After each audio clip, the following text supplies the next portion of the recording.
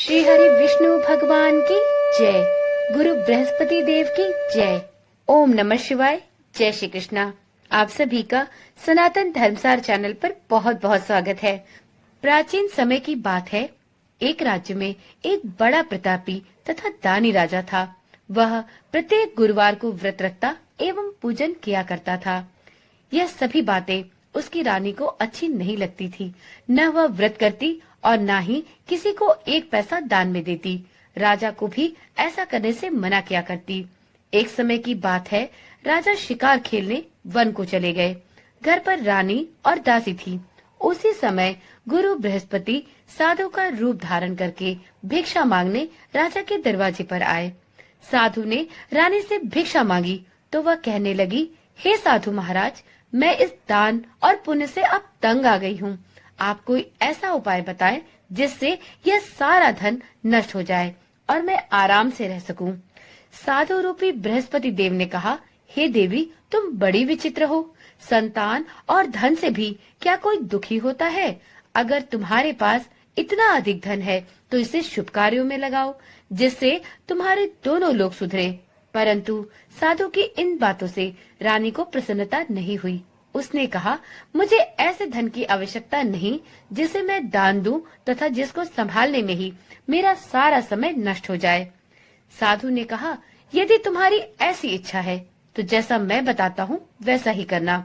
बृहस्पतिवार के दिन तुम घर को गोबर से लीपना, अपने केशों को पीली मिट्टी से धोना, केशों को धोते समय स्नान करना, राजा से हजामत बनवाने को कहना, भोजन में मांस मंदिरा खाना, कपड़ा धोबी के हाथ धुलने डालना।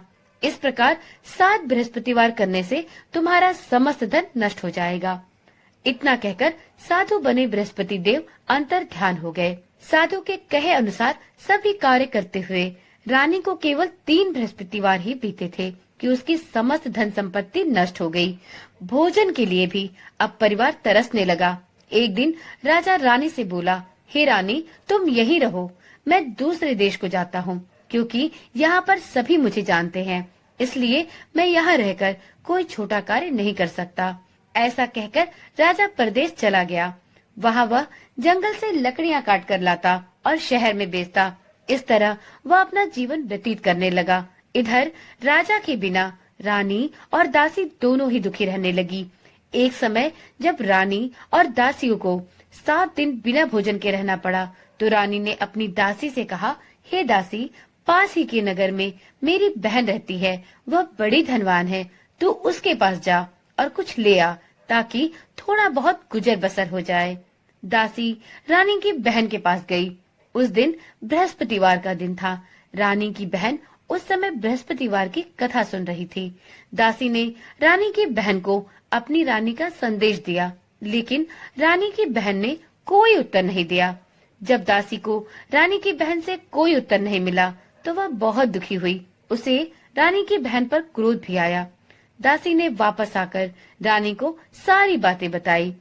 यह सुनकर रानी ने अपने भाग्य को कोसा और कहा कि बुरे वक्त आते हैं तो कोई भी साथ नहीं देता। उधर रानी की बहन ने सोचा कि मेरी बहन की दासी आई थी, परंतु उससे मैंने बात तक नहीं की, इससे वह बहुत दुखी हुई होगी। कथा सुनकर और पूजन समाप्त कर वह अपनी बहन के घर गई और कहने लगी, हे बहन, मैं बृहस्पतिवार का व्रत कर रही थी, तुम्हारी दासी गई, परंतु जब तक कथा होती है तब तक न उठते हैं और न ही बोलते हैं, इसलिए मैं नहीं बोली। कहो, तुम्हारी दासी मेरे पास क्यों गई थी? रानी बोली, बहन, हमारे घर अनाज नहीं था। ऐसा कहते कहते रानी की आंखें भर गई। उसने दासियों समेत भूखा रहने की बात भी अपनी बहन को बताई। रानी की बहन बोली, बहन देखो, बृहस्पति देव भगवान सबकी मनोकामनाएं पूर्ण करते हैं। देखो, शायद तुम्हारे घर में अनाज रखा हो। यह सुनकर दासी घर के अंदर गई तो वहाँ उसे एक घड़ा अनाज भरा मिल गया। उसे बड़ी हैरानी हुई क्योंकि उसने एक एक बर्तन देख लिया था। उसने बाहर आकर रानी को बताया। दासी रानी से कहने लगी, हे रानी, जब हमको भोजन नहीं मिलता तो हम व्रत ही तो करते हैं, इसलिए क्यों न इनसे व्रत और कथा की विधि पूछ ली जाए। अब हम भी बृहस्पति भगवान का व्रत किया करें। दासी के ऐसा कहने पर रानी ने अपनी बहन से बृहस्पतिवार व्रत के बारे में पूछा। उसकी बहन ने बताया, बृहस्पतिवार के व्रत में चने की दाल और मुनक्का से विष्णु भगवान का केले की जड़ में पूजन करे तथा दीपक जलाएं, पीला भोजन करे और बृहस्पति देव की कथा भी अवश्य सुने। इससे गुरु बृहस्पति प्रसन्न होते हैं, व्यक्ति की सभी मनोकामनाएं भी पूर्ण करते हैं।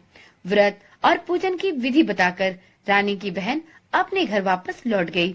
रानी और दासी दोनों ने अब निश्चय किया कि वह भी बृहस्पति देव भगवान का पूजन अब किया करेंगी। 7 रोज बाद जब बृहस्पतिवार आया तो उन्होंने व्रत रखा। दासी घुड़साल में जाकर चना और गुड़ बीन लाई तथा उसकी दाल से केले की जड़ तथा विष्णु भगवान का पूजन किया। अब व्रत तो रख लिया, पीला भोजन कहाँ से आए? दोनों यह सोचकर बहुत चिंतित हुई, परंतु उन्होंने बृहस्पति भगवान का इस दिन व्रत किया था, इसलिए भगवान बृहस्पति देव उनसे प्रसन्न थे। एक साधारण व्यक्ति के रूप में वे 2 थालों में सुंदर पीला भोजन लेकर आए और दासी को देकर बोले, हे दासी, यह भोजन तुम्हारे लिए और तुम्हारी रानी के लिए है, इसे तुम दोनों ग्रहण करना। दासी भोजन पाकर बहुत प्रसन्न हुई। उसने रानी को आकर सारी बात बताई। उसके बाद से वे प्रत्येक बृहस्पतिवार को गुरु भगवान का व्रत और पूजन करने लगी। बृहस्पति भगवान की कृपा से उनके पास धन धान्य परिपूर्ण हो गया, परंतु रानी फिर पहले की तरह ही आलस्य करने लगी। तब दासी ने रानी से कहा, देखो रानी, तुम पहले भी इसी प्रकार आलस्य करती थी, तुम्हें धन रखने में कष्ट होता था, इस कारण सभी धन नष्ट हो गया। अब गुरु भगवान की कृपा से धन वापस मिला है तो तुम्हें फिर आलस्य होता है। बड़ी मुसीबतों के बाद हमने यह धन पाया है, इसलिए हमें दान पुण्य करना चाहिए। अब तुम भूखे मनुष्यों को भोजन कराओ, प्याऊ लगवाओ, ब्राह्मणों को दान दक्षिणा दो, कुआं, तालाब, बावड़ी इत्यादि का निर्माण कराओ, मंदिर, पाठशाला इत्यादि बनवाकर ज्ञान दान दो, कुंवारी कन्याओं का विवाह करवाओ, अर्थात धन को शुभ कार्यों में खर्च करो, जिससे तुम्हारे साथ साथ तुम्हारे कुल का नाम भी सार्थक हो और तुम्हारा यश बढ़े तथा स्वर्ग की प्राप्ति हो और इससे तुम्हारे पितर भी प्रसन्न हों। दासी की बात मानकर रानी अब से शुभ कार्य करने लगी। उसका यश संपूर्ण समाज में फैलने लगा। एक दिन रानी और दासी आपस में विचार करने लगी कि न जाने राजा किस दशा में होंगे, उनकी कोई खोज खबर भी नहीं है। उन्होंने श्रद्धा पूर्वक गुरु बृहस्पति भगवान से प्रार्थना की कि राजा जहाँ कहीं भी हो, शीघ्र अब वापस आ जाएं। उधर राजा परदेश में बहुत दुखी रहने लगा। वह प्रतिदिन जंगल से लकड़ियां बीन कर लाता और उसे शहर में बेचकर अपने दुखी जीवन को बड़ी कठिनता से व्यतीत करता। एक दिन दुखी होकर अपनी पुरानी बातों को याद करके वह रोने लगा और उदास हो गया। उसी समय राजा के पास बृहस्पति देव एक साधु के वेश में आकर बोले, हे लकड़हारे, तुम इस सुनसान जंगल में किस चिंता में बैठे हो, मुझे बतलाओ। यह सुनकर राजा के नेत्रों में जल भर आया। साधु की वंदना कर राजा ने अपनी संपूर्ण कहानी साधु को सुनाई। महात्मा दयालु होते हैं। वह राजा से बोले, हे राजा, तुम्हारी पत्नी ने बृहस्पति देव के प्रति अपराध किया था, जिसके कारण तुम्हारी यह दशा हुई। अब तुम चिंता न करो, भगवान तुम्हें पहले से अधिक धन देंगे। देखो, तुम्हारी पत्नी ने बृहस्पतिवार का व्रत प्रारंभ कर दिया है। अब तुम भी बृहस्पतिवार का व्रत करके चने की दाल एवं गुड़ जल के लोटे में डालकर केले का पूजन करो, फिर कथा कहो या सुनो। भगवान बृहस्पति तुम्हारी सभी मनोकामनाओं को पूर्ण करेंगे। साधु की बात सुनकर राजा बोला, हे प्रभु, लकड़ियां बेचकर इतना पैसा नहीं मिलता जिससे भोजन के उपरांत मैं कुछ बचा सकूं। मैंने रात्रि में अपनी रानी को बहुत व्याकुल देखा है। मेरे पास कोई ऐसा साधन नहीं है जिससे मैं उसका समाचार जान सकूं। फिर मैं कौन सी कहानी कहूं, यह भी मुझको नहीं ज्ञात है। साधु ने कहा, हे राजन, मन में बृहस्पति भगवान के पूजन व्रत का निश्चय करो। वे स्वयं तुम्हारे लिए कोई न कोई मार्ग अवश्य बना देंगे। बृहस्पतिवार के दिन तुम रोजाना की तरह लकड़ियां लेकर शहर में जाना। तुम्हें रोज से दुगना धन मिलेगा, जिससे तुम भली भांति भोजन कर लोगे तथा बृहस्पति देव की पूजा का सामान भी आ जाएगा। जो तुमने बृहस्पतिवार की कहानी के बारे में पूछा है वह इस प्रकार है। प्राचीन काल में एक बहुत ही निर्धन ब्राह्मण था। उसके कोई संतान नहीं थी। वह नित्य पूजा पाठ करता, परंतु उसकी स्त्री न तो स्नान करती और न ही किसी देवी देवता का पूजन करती। इस कारण ब्राह्मण देवता अत्यंत दुखी रहते थे। भगवान की कृपा से ब्राह्मण के यहाँ एक कन्या उत्पन्न हुई। कन्या धीरे धीरे बड़ी होने लगी। वह प्रातःकाल स्नान करके भगवान विष्णु का जप करती, बृहस्पति भगवान का व्रत भी करती, पूजा पाठ समाप्त कर पाठशाला जाती तो अपनी मुट्ठी में जौ भरकर ले जाती और पाठशाला के मार्ग में डालती जाती। लौटते समय वही जौ स्वर्ण के हो जाते तो उनको बीनकर घर ले आती। एक दिन वह बालिका सूप में उन सोने के जौ को फटक कर साफ कर रही थी कि तभी उसकी माँ ने देख लिया और कहा, हे बेटी, सोने के जौ को फटकने के लिए सोने का सूप भी तो होना चाहिए। दूसरे दिन गुरुवार था। कन्या ने व्रत रखा और बृहस्पति देव से सोने का सूप देने की प्रार्थना की। बृहस्पति देव ने उसकी प्रार्थना स्वीकार कर ली।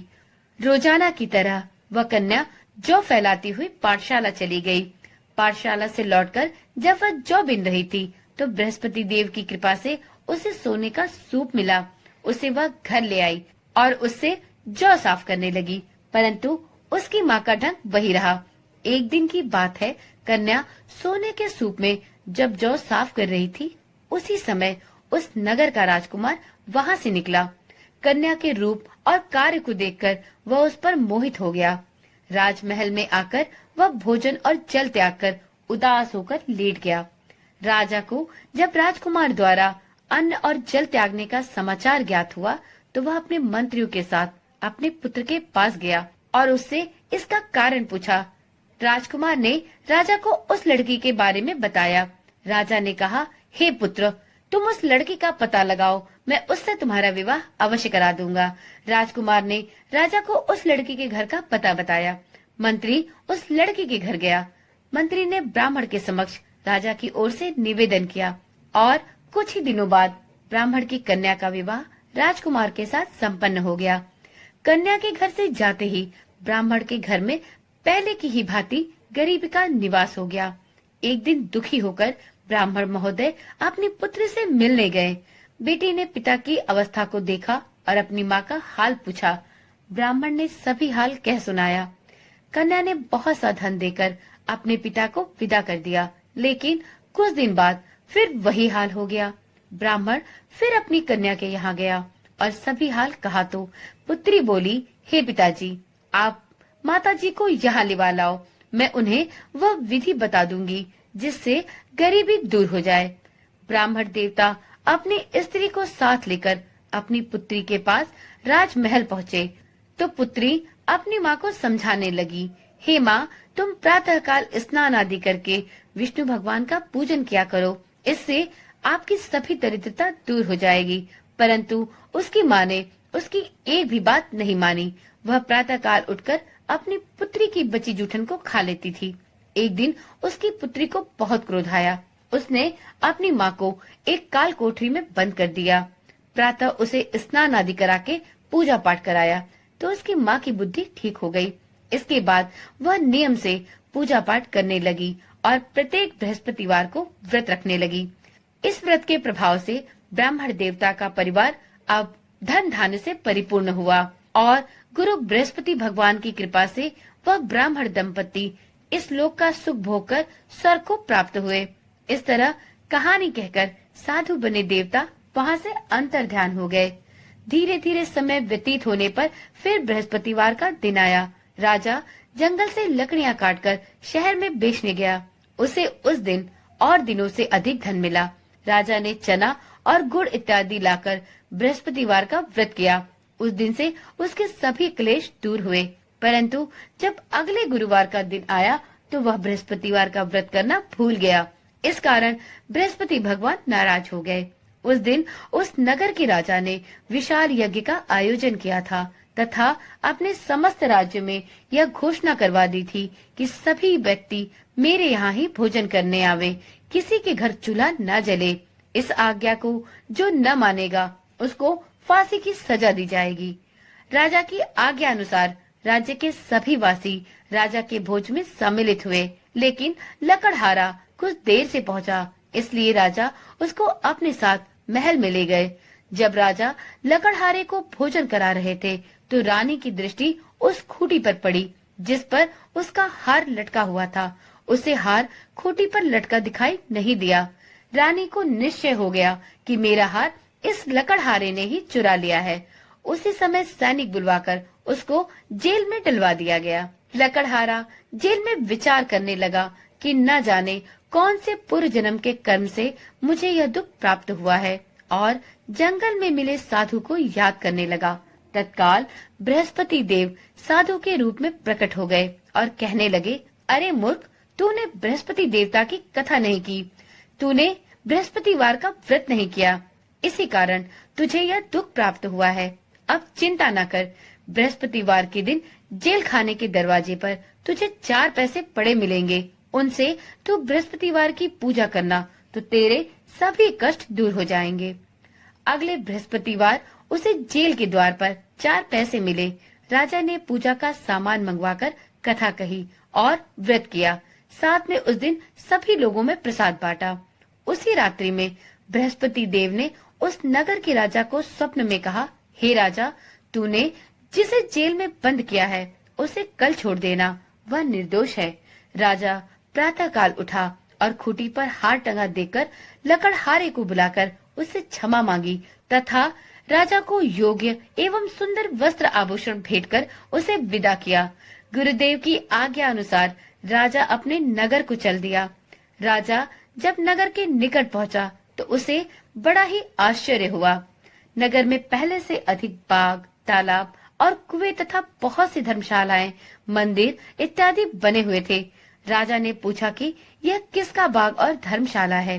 तब नगर के सब लोग कहने लगे कि यह सब रानी और दासी द्वारा बनवाए गए हैं। राजा को आश्चर्य हुआ और गुस्सा भी आया कि उसकी अनुपस्थिति में रानी के पास इतना धन कहां से आया होगा।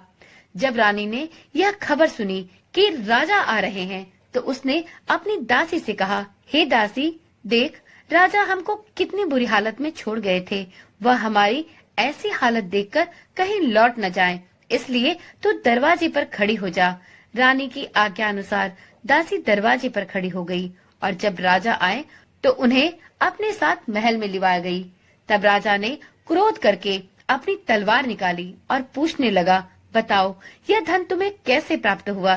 तब रानी ने सारी कथा कह सुनाई। राजा ने निश्चय किया कि मैं रोजाना दिन में 3 बार कहानी कहा करूंगा और रोज व्रत किया करूंगा। अब हर समय राजा के दुपट्टे में चने की दाल बंधी रहती थी तथा दिन में 3 बार वह कथा किया करता। एक रोज राजा ने विचार किया कि चलो अपनी बहन के यहाँ हो आऊं। इस तरह का निश्चय कर राजा घोड़े पर सवार होकर अपनी बहन के यहाँ चल दिया। मार्ग में उसने देखा कि कुछ आदमी एक मुर्दे को लिए जा रहे थे। उन्हें रोककर राजा कहने लगा, अरे भाइयों, मेरी बृहस्पतिवार की कथा सुन लो। वह बोले, लो, हमारा तो आदमी मर गया है, इसको अपनी कथा की पड़ी है। परंतु उनमें से कुछ आदमी बोले, अच्छा कहो, हम तुम्हारी कथा भी सुनेंगे। राजा ने दाल निकाली और कथा कहनी प्रारंभ कर दी। जब कथा आधी हुई तो मुर्दा हिलने लगा और जब कथा समाप्त हुई तो राम राम कह के वह मुर्दा खड़ा हो गया। राजा आगे बढ़ा। उसे चलते चलते अब शाम हो गई। आगे मार्ग में उसे एक किसान खेत में हल चलाता मिला। राजा ने उससे भी कथा सुनने का आग्रह किया, लेकिन वह नहीं माना। राजा आगे चल पड़ा। राजा के हटते ही उस किसान का बैल पछाड़ खाकर गिर गया और किसान के पेट में बहुत जोरों का दर्द उठने लगा। उसी समय किसान की माँ रोटी लेकर आई। उसने जब देखा तो अपने पुत्र से सब हाल पूछा। बेटे ने सभी हाल अपनी माँ को कह सुनाया। बुढ़िया दौड़ी दौड़ी उस घुड़सवार के पास पहुंची और उससे बोली, मैं तेरी कथा सुनूंगी, तू अपनी कथा मेरे खेत पर ही चलकर कहना। राजा ने लौटकर बुढ़िया के खेत पर जाकर कथा कही, जिसके सुनते ही बैल खड़े हो गए तथा किसान के पेट का दर्द भी बंद हो गया। राजा अब अपनी बहन के घर पहुंच गया। बहन ने भाई की खूब मेहमानी की। दूसरे रोज प्रातःकाल जब राजा जगा तो वह देखने लगा कि यहाँ सब लोग भोजन कर रहे हैं। राजा ने अपनी बहन से जब पूछा, क्या ऐसा कोई मनुष्य है जिसने अब तक भोजन ना किया हो, जो मेरी बृहस्पतिवार की कथा सुन ले। बहन बोली, हे भैया, यह देश ऐसा ही है। यहाँ लोग पहले भोजन करते हैं, बाद में कोई अन्य कार्य करते हैं। फिर वह एक कुम्हार के घर गई, जिसका लड़का बीमार था। उसे मालूम हुआ कि उसके यहाँ 3 दिन से किसी ने भी भोजन नहीं किया है। रानी ने अपने भाई की कथा सुनने के लिए उस कुम्हार से कहा। वह तैयार हो गया। राजा ने जाकर बृहस्पतिवार की कथा उस कुम्हार के घर कही, जिसको सुनकर अब उसका लड़का ठीक हो गया। अब तो राजा की प्रशंसा चारों तरफ होने लगी। एक दिन राजा ने अपनी बहन से कहा, बहन, अब मैं अपने घर जाऊंगा, तुम भी तैयार हो जाओ। राजा की बहन ने अपनी सास से अपने भाई के साथ जाने की आज्ञा मांगी। सास बोली, हाँ चली जा, मगर अपने लड़कों को मत ले जाना, क्योंकि तेरे भाई के कोई संतान नहीं होती। बहन ने अपने भाई से कहा, भैया, मैं तो चलूंगी, मगर कोई बालक नहीं जाएगा। भाई ने कहा, जब बच्चे ही नहीं जाएंगे तो तू जाकर क्या करेगी। अपनी बहन को भी छोड़कर दुखी मन से राजा अपने नगर को लौट आया। राजा ने अपनी रानी से सारी कथा बताई और बिना भोजन किए उदास मन से शैया पर लेट गया। रानी बोली, हे प्रभु, बृहस्पति देव ने हमें सब कुछ दिया है, वह हमें संतान भी अवश्य देंगे। उसी रात बृहस्पति देव ने राजा को स्वप्न में कहा, हे राजन, उठ, सभी सोच त्याग दे, तेरी रानी गर्भवती है। राजा को यह जानकर अत्यंत प्रसन्नता हुई। 9वें महीने रानी के गर्भ से एक सुंदर पुत्र पैदा हुआ। तब राजा बोला, हे रानी, स्त्री बिना भोजन के रह सकती है, परंतु बिना कहे नहीं रह सकती। जब मेरी बहन आए तो तुम उससे कुछ मत कहना। रानी ने हाँ कर दी। जब राजा की बहन ने यह शुभ समाचार सुना तो वह बहुत प्रसन्न हुई और बधाई लेकर अपने भाई के यहाँ आई। रानी ने तब उसे आने का उलाहना दिया और बोली, घोड़ी चढ़ी नहीं आई, गधे चढ़ी आ गई। तो राजा की बहन बोली, भाभी, मैं इस प्रकार ना कहती तो तुम्हारे घर औलाद कैसे होती। भाभी, बृहस्पति भगवान ऐसे ही हैं, वह सभी की मनोकामनाएं पूर्ण करते हैं। तो एक बार प्रेम से बोलिए, बृहस्पति भगवान की जय, गुरु बृहस्पति देव की जय। मित्रों, बृहस्पति देव सभी मनोकामनाएं पूर्ण करते हैं। जो सद्भावना पूर्वक बृहस्पतिवार का व्रत करता है एवं इस दिन गुरुवार व्रत कथा पढ़ता है अथवा सुनता और दूसरों को सुनाता है, बृहस्पति देव उसकी सभी मनोकामनाएं पूर्ण करते हैं और उनकी सदैव रक्षा करते हैं। जो संसार में सद्भावना से गुरुदेव का पूजन एवं व्रत सच्चे हृदय से करते हैं, उनकी सभी मनोकामनाएं वैसे ही पूर्ण होती हैं, जैसी सच्ची भावना से रानी और राजा ने बृहस्पति देव की कथा का गुणगान किया, उनका व्रत और पूजन किया, तो उनकी सभी इच्छाएं गुरु बृहस्पति देव ने पूर्ण की। अनजाने में भी बृहस्पति देव की उपेक्षा न करें, ऐसा करने से सुख शांति नष्ट होती है। इसलिए गुरुवार का व्रत करने वालों को इस दिन गुरु बृहस्पति की कथा भी अवश्य सुननी चाहिए। कथा सुनने के बाद प्रसाद लेकर जाना चाहिए और कथा सुनते समय ना तो उठना चाहिए और ना ही बोलना चाहिए। हृदय से भगवान बृहस्पति का मनन करते हुए उनका जयकारा लगाना चाहिए। तो एक बार प्रेम से बोलिए, गुरु बृहस्पति भगवान की जय।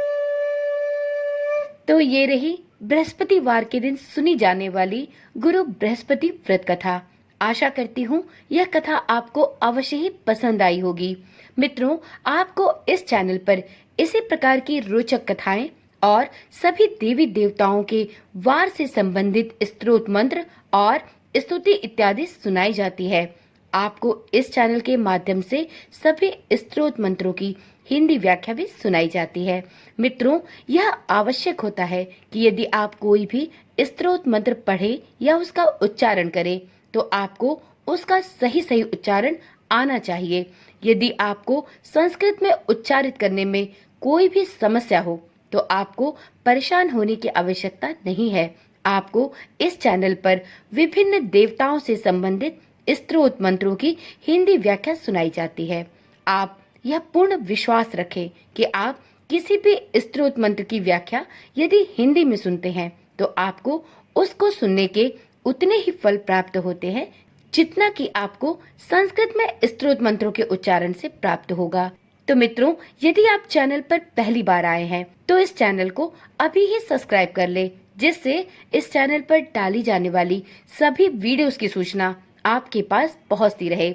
आप चैनल के नोटिफिकेशन बेल को भी जरूर ऑन करें, इससे आपके पास सभी वीडियोस की सूचना सबसे पहले पहुंचती रहेगी। मित्रों, आप इस चैनल के माध्यम से विभिन्न प्रकार के व्रतों और त्योहारों की समय समय पर उचित जानकारियां भी प्राप्त कर सकते हैं।